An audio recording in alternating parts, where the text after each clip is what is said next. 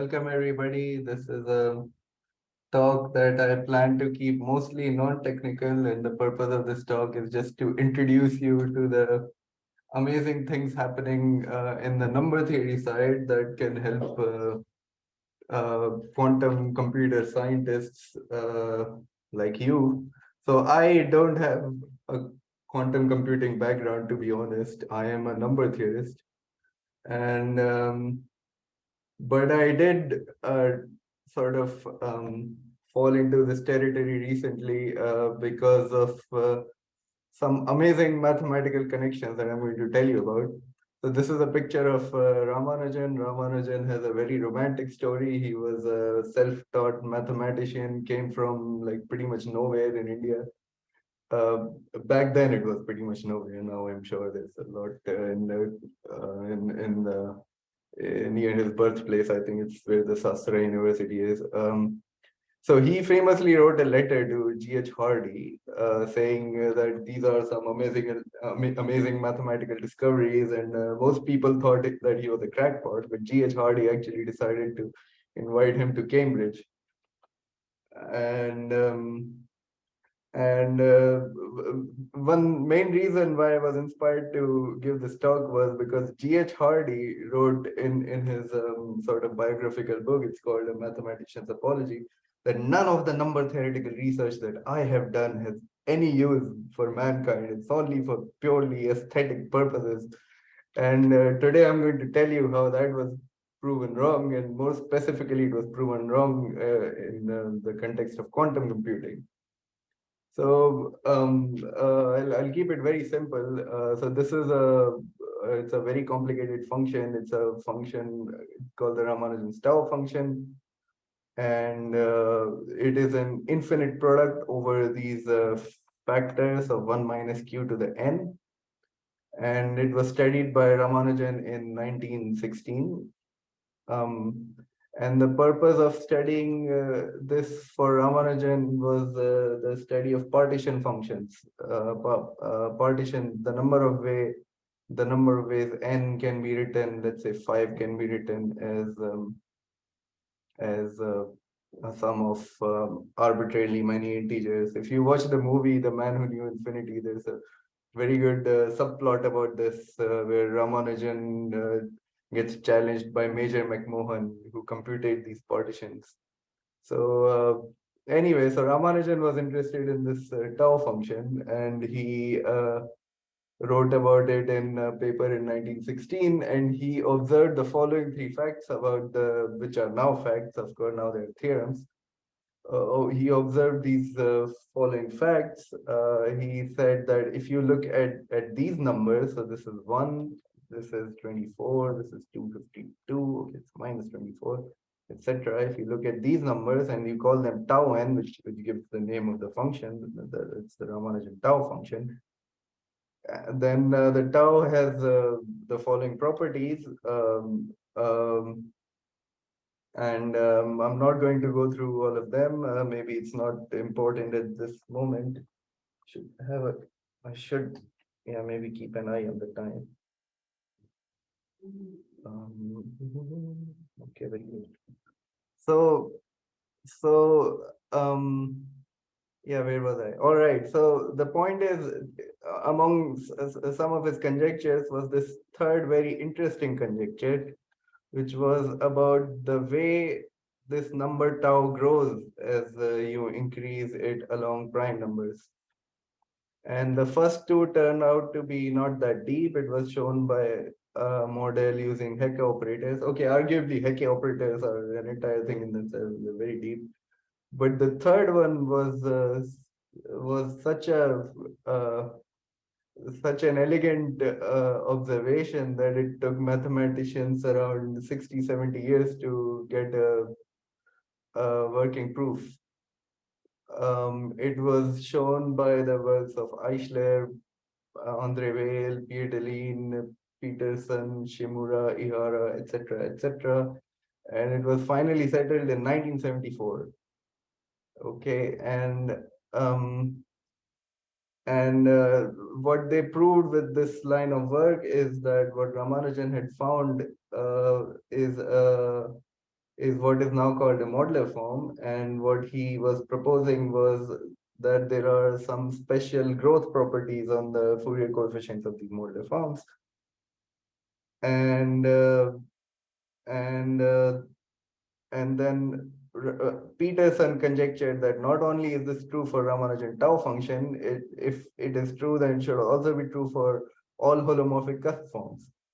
And this turned out to be one of the early works in Langland's program, where you take these special functions and you attach them to some arithmetic objects. For example, in this case, it was all these tau functions and other holomorphic cusp forms can be attached to elliptic curves, which are used in cryptography. So they can be attached to elliptic curves, and then using the properties of these elliptic curves, more specifically a sort of Riemann hypothesis for these elliptic curves, you can show Ramanujan's conjecture. So it is amazing mathematics. If I have to put it in a nutshell, it is one of the greatest achievements of 20th century number theory. All right. Now coming to the problem of quantum gate synthesis, let me follow this parallel trajectory and tell you the cusp of where these two amazing problems meet. So what is a quantum gate? I'm sure all of you know here, a quantum gate for a mathematician, it is the set of all these 2 cross 2 matrices that have this special property that A star A is 1. There's this orthogonality relation, and then the determinant is 1. All right. And the point is that this is a 3-dimensional surface.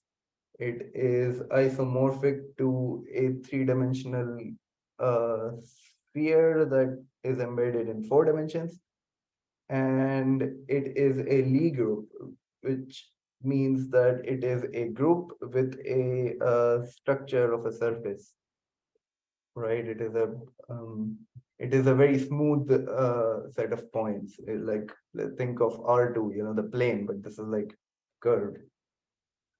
And the Clifford+T gate set is the set of all how quantum computer how you think of it in quantum computing is that it is the set of operations that you can perform to the qubit. But how a mathematician thinks of this is that it is just a generating set in a Lie group, which means it is a sort of um, moves that you can do to traverse on your Lie group, right? So for example, if you are on R2, the sort of moves you can do is walk forward 30 meters, walk to the northwest 30 meters, etc., etc. And this is, a set of moves. And the question is, how well can these finite set of moves generate an arbitrary, okay, how well can these finite set of moves approximate an arbitrary point in SU2? So to put it in formal words, you have this, you are given an arbitrary G in SU2, and you're given an epsilon, which is your error threshold. And the point is you want to generate a sequence of HT, etc. in your Clifford+T group, such that you are very close to your target matrix G, and the number of T gates is the least possible. It is as least possible, as small as possible as you can make it. And in the analogy that I was giving you with R2, with the flat plane, and like with a particular set of instructions, it would amount to saying, I give you, let's say, a location on the map, and you're allowed to do only finite set of moves, like you are allowed to go north 30 meters and northwest 100 meters or whatever. And you're only with those set of moves, you're supposed to reach as close as possible to your target point on the map, right? This is the problem. So physicists solved this problem almost optimally. For an arbitrary gate set, there is an existence result by Solovey and Kitaev in around 1997. And interestingly, what I want to point towards is that Alexei Kitaev was a mathematician. He worked in the field of mathematics called set theory, and I'm sure he in fact has a lot of good mathematical results on his name, but this is one of the his side projects that got him a lot of attention from the quantum computing community. So the Solovay-Kitaev theorem, which was in the 90s, it said that this problem can be solved for pretty much all gate sets. Let's say if I am to vulgarize it down to a very easy level of understanding, it said that this problem can be solved optimally for almost all gate sets. And then for Clifford+T specifically, this problem was solved up to, so let me read some parts of the abstract of this paper. This is a 2016 paper by Neil Ross and Peter Selinger, and then there was a follow-up paper by Klyushniko, Maslow, Mosca, and they managed to solve this for the algorithm finds a solution of t count m plus something something, where m is the t count of the second to optimal solution. So it's not optimal, and like what they call second to optimal is what I can call almost optimal, right? Yeah, we can talk about whether or not this problem can be solved optimally. So Peter Sarnak actually proved that it is NP hard to solve it optimally for the t as small as possible, right? So what happened around this 2015-2016 time was that this Maslow Moshka paper, it sort of it rediscovered a lot of things that were already known to number theorists, and provocated by this, Scott Aronson, who I'm sure all of you might have heard of, and another student of his, they wrote an email to Peter Sarnak, who is a world famous number theorist, and he is famous for having solved the problem of expander graphs using Ramanujan conjectures.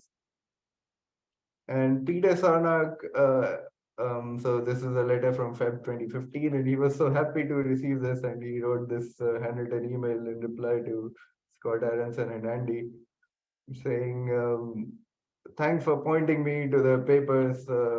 This is Maslow, Mosca, Ross Selinger. I was not aware of these interesting developments in connection with the Solovay-Kitaev theorem and the design of universal one-qubit quantum gate. And then the point is that all these results can be understood in a unified way in terms of the arithmetic of quaternion algebras.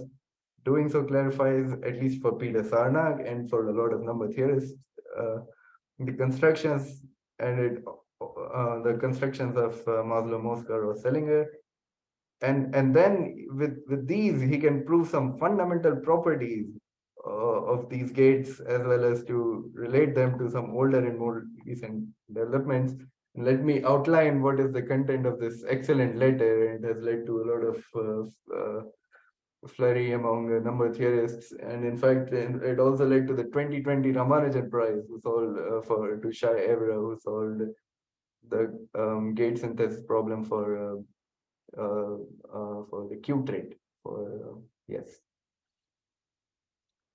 All right. The following is the connection. So you look at, let's say, so this is like the empty word, which is just do nothing to your quantum state, right? Apply no unit, or apply the identity quantum gate. Or you could also apply H and T, right? So this gives you 2 points in your SU2. But I've created a picture of SU2, but what I want you to think of is like this three-dimensional Lie group, right? And then you keep applying random gates as much as possible, and this increases, the point counts in your SU2. And the result here is that this point count, so you look at this point count, and you are within the set of all gates that can be generated using Clifford+T. And as the T count increases, how optimally is this point count distributed in your three-dimensional space, right? And using Ramanujan conjectures, Peter Sarnak was able to answer. So I'm calling it Ramanujan, but they should really be called Ramanujan-Peterson conjectures. And he was able to answer the following. So if you look at, so first I define the following quantity, it's T epsilon, and it is the following quantity. You look at all the gates that can be generated with T count bounded by this variable T, and you want to have T large enough so that every arbitrary gate in SU2 can be approximated by an epsilon error. So within an epsilon radius, you are near one of these purple points. Okay, so this is T epsilon, it depends on epsilon, right? And the result is the following. So this is extreme vulgarization, but let me explain what is written in all these disturbing formulae. So the result is following: the quantity T epsilon grows in the following manner. So it grows as the logarithm of T epsilon grows as the logarithm of 1 by the radius of a ball of size epsilon, 1 by the volume of a ball in SU2 in the three-dimensional space whose radius is epsilon. All right, so this is the result. And then not just this, using this excellent result of Ramanujan, they were able to, using these excellent Ramanujan conjectures, they were able to provide more gates to the quantum community, which are the super golden gates, they call it. It's in collaboration of Peter Sarnak and Ori Pazanchewski, who was a PhD student. And the point is that the optimality of this Clifford+T gate is not unique, and in fact you have these other gate sets which he calls golden gates because he discovered them in San Francisco or something.